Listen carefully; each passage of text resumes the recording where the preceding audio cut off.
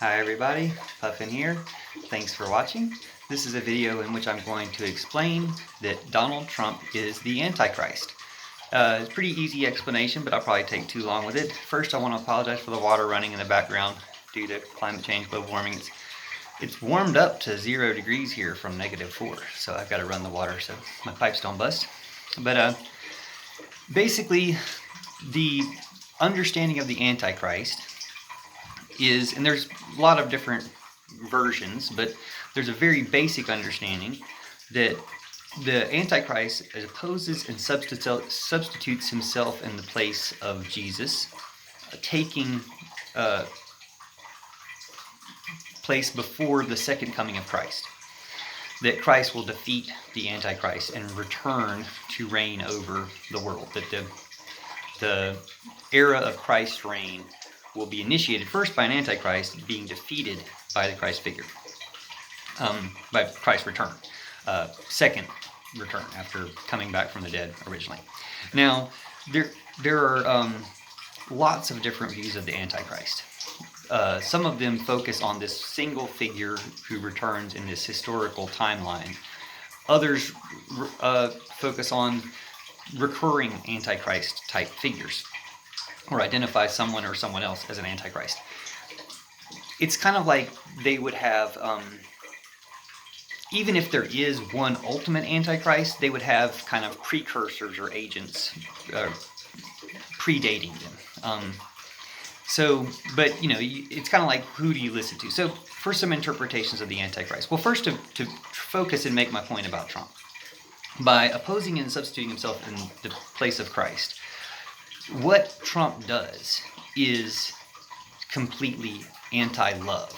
He's a prophet of hate. He's the exact definition of unloving and not utilizing love in his dealings. You can tell his supporters are the same way. This is a direct confrontation or contradiction. Like Jesus, if Jesus has one big message and it's feed the poor, take care of everybody, do unto others as you would do to me. The way you treat the least of people is how you treat me. It's just the opposite of everything Trump has done. The thing that makes other people have done this, though. So, for instance, Nero or Caligula or some other Roman empires have been identified as an Antichrist. I took some notes. The Patriarch Nikon in the Russian Orthodox Church in Moscow, Patriarch Nikon of Moscow, said that Peter the Great, who died in 1725, was the Antichrist. Well, if he died in 1725 and he's that historical figure that then Jesus, helped destroy him and reigns after that, well, it hasn't been that great since 1725. So it doesn't fit that standard for, no offense to Patriarch Nikon, but Peter the Great doesn't fit that standard for me. Hitler, is a very Antichrist character who did, completely hateful things and utilized Christianity, got people thinking that they were Christians to do this. That's, veers even further because Nero and Peter the Great was oppressing Christians, which is why they, dislike him.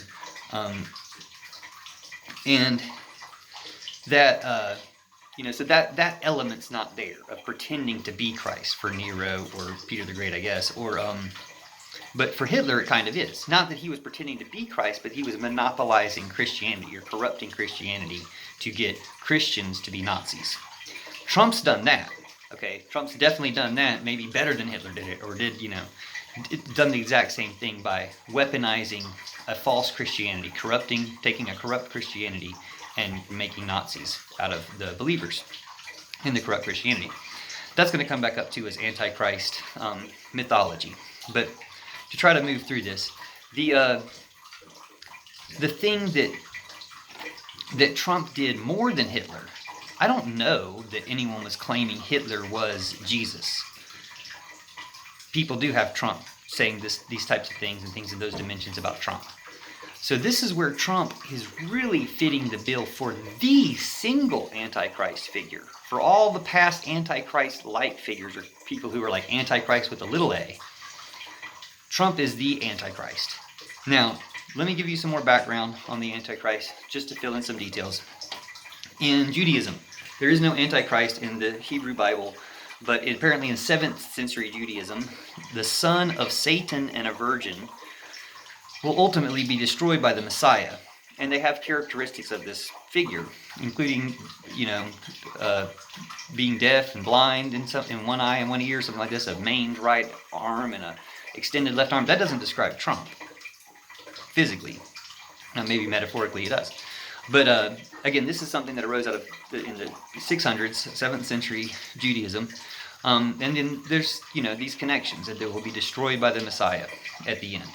Now, in Islam, the Antichrist is not in the Quran, but it is in some later Islamic writings.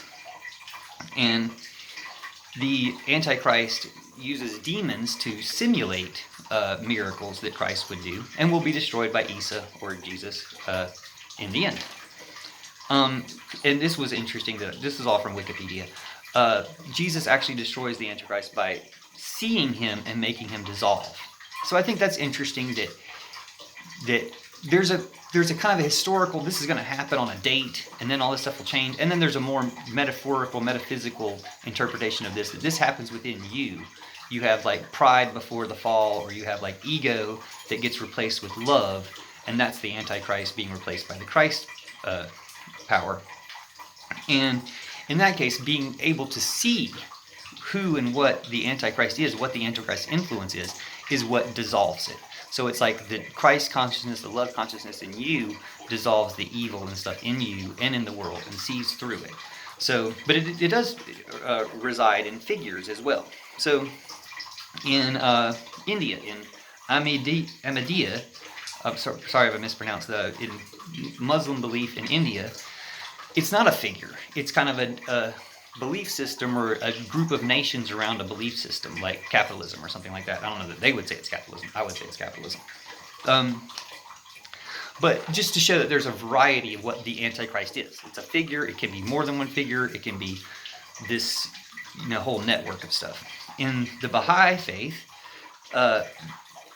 it's an the Antichrist is what subverts your inner reality. So back to the kind of metaphysical interpretation, that the inner reality, the ultimate inner reality, is Christ, love, but that wherever hatred or antagonism exists, then the Antichrist reigns. That's from the Baha'i faith. Now, moving to Christianity, in the Roman Catholic Church, there is that's probably where we mostly get the idea that the Antichrist is a figure who pops up, who will be destroyed by Jesus, and then Jesus' reign will take place from there. But as far as just contrasting views, well, let me start with the Catholic Church. Pius 9 and 10. Pope Pius 9 said Satan disguises the Antichrist with the title of Christ. So that's part of that idea, that calling the Antichrist Christ is part of the plan. Trump checks that box. If you notice, Trump's going to check all these boxes. Pius 10 said, claiming to be God and taking his place is the Antichrist. Now, Trump said something like his book was the second, he didn't even write it, but he said his book was probably the second best book to the Bible. So he's showing like some false humility. He is putting himself in a place of God. He put himself in the place of God with all of our lives, killing over 400,000 Americans by deciding to really trying to give everybody the virus and try to kill as many people as he could, for whatever his deepest motivations were for that. But, all in the name of like money or something, or his prestige. In 1985, John Paul II said, everyone who does not confess Jesus is not of God, and that's the spirit of the Antichrist. That's pretty strict. Not everybody confesses Jesus, so it's kind of like, well, okay, so lots of us are the Antichrist. Not everybody accepts the same Jesus, so, lots of people are the Antichrist. Well, to have that strict interpretation, I feel like shifts you into the metaphysical interpretation. Well, so are you. You've got the Antichrist in you too, and you need more Jesus to come out. But again, I'm not trying to criticize Benedict or anybody's expressions of stuff. Just trying to, sorry, that was John Paul II. Pope Benedict in 2012 said, violence is the Antichrist tool. Now, Trump is all about, let the cops be as violent as possible. Trump is all about, let's violently take the Capitol. Trump is on fascism in general, violence. So that's another sign. In 2014, Pope Francis said ideologues represent the Antichrist.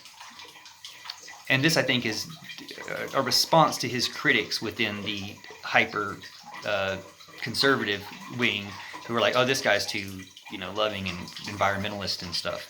He threatens our power structure." And that they are the Antichrist. That power structure is evil, basing things on oil companies and stuff. He also said that the Antichrist is the one described in John 4:6, who I believe is when Satan tempts Jesus, but I'm not sure. I meant to look that up before making this. I apologize for not doing that. That's what I said about a minute ago. Whoever does not confess that love is the incarnation is the Antichrist. It's another quote of Francis that I didn't copy down very well. I apologize for that. But again, being loving is a sign of Christ. Being something else, or the opposite of loving, hateful, stuff like that, Trumpy, is a sign of the Antichrist. Bishop Sheen, Catholic bishop in 1951, maybe as part of kind of like a communist scare, like worrying about communism. It seems like some of this is saying the Antichrist isn't just himself, he's going to set up an organization. I don't know that that's what that was about, but some of what he said kind of made me think, well, let me just get what I put down in notes. That the Antichrist will set up a body, a church, like Christ. That reminds you of Trump and his Trumpers. Will promote good without God. Now that's kind of where I think, well, promoting good is good. Even if you don't have God, if you promote real, genuine good, that is good. I don't know that Trump does promote good, but whatever he does, he doesn't do it with God. What he promotes is, his version of good. People who buy into that think it's good, and God's not involved, or divinity. Nothing holy is involved. It's evil. Bishop Sheen in 1951 also said that the Antichrist will tempt Christians in the same way that he tempted Jesus, which I think is the John 4:6, or Satan in the Bible tempting Jesus with wealth. I'll give you these cities. I'll give you this power. Trump. Which he not only bought into that, I want the power, I want the cities, I just have to forsake love and goodness. He bought into that, but he also offered it to everyone else. He's like, hey, you want to agree with me, and you want to do what I say, and screw everybody over, then here's your power, here's your position. Oh, you stopped agreeing with me, you're out. You're fired. And then he also said that his big secret is he does not believe in God. I don't think it's a big secret that Trump doesn't believe in God. Like, you don't believe in God and act the way he does. You don't believe in the goddess and act the way he does. You don't do it. Those things don't interrelate. Like, the whole belief in God is a belief in some type of accountability, not necessarily a punishment, but at least accountability, a feeling of duty and responsibility to a higher power, to a greater good. Trump doesn't have that. So, again, in my personal opinion, it checks off all these boxes really clearly. In the 18th century, the use of the Antichrist the use of the term Antichrist fell into disuse. It was the Age of Enlightenment.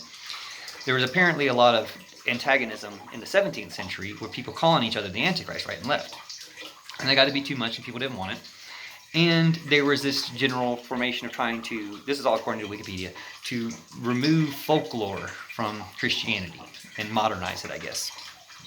So there was less speak of the Antichrist. And before I even looked this up on YouTube, on Wikipedia, I saw this little breakdown at the bottom of just the definition of Antichrist, of its uses in the English language, which spiked in 1803 and 1844 at 0.0003, which I guess is 3.0003% of total word usage. So these are really minuscule numbers, but so the difference of them is very small too. Dipped to 0.002, so 1/3 less, or no, actually it wasn't even 1/3 less, because I kind of rounded that. So, but it did dip by 1820 and then went back up by 1844, then just declined, and it got as low as 0.00037 in 39 and 0.0004 in 67. Actually, those are the high points. So 10% of the way people were using it 100 years before. There were two high points, and then dipping between those, and then on the rise again since then, so that in 2017, the last number they had numbers for, Antichrist was being used 0.0001, so 3 zeros and a 1. Whereas at the height, which is like here on the graph, In 1803, it's 0.003, so 3 times that much. Ends up about here, but it dipped down pretty good. So why are people using the Antichrist more and more? Well, as you approach the year 2000, that makes kind of sense. There was kind of this millennial type of idea. After 2000, Barack Obama, Trump trying to put out the idea that Barack Obama could have been the Antichrist. Well, Barack Obama, people weren't saying was Jesus. And he was, for whatever his faults were, he wasn't perpetuating the greatest evil in the name of good. Now, Trump has been doing that all this time. Just for understanding how complex this is, there's also the Seventh-day Adventists who identify Catholics and the Catholic Church as the Antichrist. This was an opinion agreed upon by other reformers, including Martin Luther, John Knox, William Tisdale, and others. Now, I'm not picking sides here. I'm not saying one or the other. I'm just presenting the fact that there are these different views. But a consensus view of one thing that seems in common to lots of them is like, the Indian Muslims say it can be a whole organization in agreement with the Seventh-day Adventists, although they might not agree on some other things. But the way ideas work and interrelate, if you consider all of them, there is a consensus of both being evil, putting yourself in the place of Christ, and being kind of the greatest evil. And Trump, I'm sorry, he checks the boxes. Like, there was not greater evil before this, and it didn't get called Jesus. So we're really in the zone for the main understanding of what the Antichrist is. Now, just for a little bit more, and after World War II, Martin White, a Christian theologian, I guess, identified the Antichrist as any concentration or demonic concentration of power. Now, after World War II, you can see, hey, that's a demonic concentration of power there. That was a demonic concentration of power. We've got that again, a demonic concentration of power. And, we've seen where it got us. You've probably heard the people or seen the pictures or, the memes or whatever, heard people expressing these ideas that that Trump is Jesus, that he's, somehow the second coming himself. That's one of the clearest signs that he's the Antichrist. Because even Jesus himself wasn't plain, when he was asked about his identity in that way, he would often say, this is what they say, something like that. People have said this. And he will make claims about his identity, but but the claims that Jesus makes about his identity are all from the Father, which is his word for God, or in my view, the goddess. Trump's not connected like that. Trump's connected to his dad, who was a KKK member, and his dad's dad. He's connected to that kind of stuff. He's not connected to a God of love. If he was, he would be a very different person. So, and that could happen too. Like, the historical thing that Jesus will show up to destroy Trump, I don't know if I buy into that completely. I do buy into it in a way because, for instance, if Trump was to transform, then that's Jesus destroying the evil of the Antichrist. The power of love, goodness within Trump, just like it can within everybody, destroy the evil within him. Does he have to be destroyed? Does Jesus have to show up and, blow Trump out of the water to start the new reign? Not necessarily. He could be hanging around, but it's all representational. He's hit the notes. Trump has hit the notes more than any other figure in human history of supplanting Jesus' message, coming in some ways in some claim of being Jesus, and being the exact opposite. In the very most basic ways, he checks the boxes of going against, Christ's will, Christ's words, and in the most strict, he has to be presented as people think he's Christ as well. All this stuff identifies Trump as the Antichrist, more so than any other figure who's been identified as the Antichrist. And I feel a little bit bad I didn't make this video earlier, but I've believed this and thought this the whole time and tried to express myself in various ways on Facebook and stuff, and it's kind of a losing battle. But it's been out there. Like, I just know this from kind of intuition and thinking about things, and I'm sure plenty of other people do too. But I feel like the more it's out there, the more people don't have an excuse anymore for saying, oh, we just bought into something stupid. Like, let's shut it down. Let's stop this thing. And one thing, like, if I am going to be a little bit critical of one side or another, the Catholic Church says that millennialism, I think it's millennialism, the idea that everything can change is an Antichrist tool. I don't know if I buy into that. I think that everything can change, and that's a Jesus tool. That's what Jesus wants. But I don't think that necessarily makes the Catholic Church, the Antichrist for standing in the way of that, like some of these reformist people thought. I just think that when we respectfully discuss between good faith people, we don't have to include the Nazis into the discussion. We're like, but Trump's Jesus. We don't need to hear that stuff. Like, it's useful for identifying that, oh yeah, they took it this far. They wanted to check that box too. And as far as I know, no one's checked that box before. People have claimed to be Jesus and had people treat them like Jesus, but they probably managed to do that by doing some good things, maybe, or whatever. But, they, even the ones that were bad, they weren't as bad on this scale. They didn't kill as many people as Trump did. They didn't just cause as much damage and warp as many people as Trump did. So all the stuff about the Antichrist starting a church, that's another thing that I wasn't so aware of when I thought about making this video, but was emphasized in the Wikipedia article, and looked at the Trumpers. And that's, we're looking at you Trumpers, like, y'all are the ones serving evil, the devil, whatever you want to call it right now, because Trump is the devil, the Antichrist. There's this idea that the Antichrist will be born, like, because Satan impregnates a virgin like God did. That appears in a few different traditions. And there's the idea that the devil kind of possesses an existing person. And unfortunately, the devil possesses lots of people in lots of different ways. Like, you could say anytime we make a bad decision that's against our true soul and our true heart, it's just a slight possession of the devil, like a sway. And when you're completely under the sway of the devil, when you are an Antichrist, then, Trump is the Antichrist, but it doesn't make all of his supporters not Antichrist as well, because they are. And it's time to turn that around. In the name of Jesus, amen. Turn it around. No more Antichrist. And in the name of the goddess and other love gods and loving beings as well. We're all in this together, and there's, one common enemy, which is just evil. It's evil, violence, greed, hatred. It's the same, stupidity. It's the same thing, and it's all concentrated now. So we can at least identify it, and maybe like Jesus does to the devil in the Islamic tradition, by seeing it, make it dissolve. It's dissolving like salt in water is how it's destroyed. So it doesn't have to be violent. It's by seeing it and making it dissolve. Thank you for watching. Have a great day.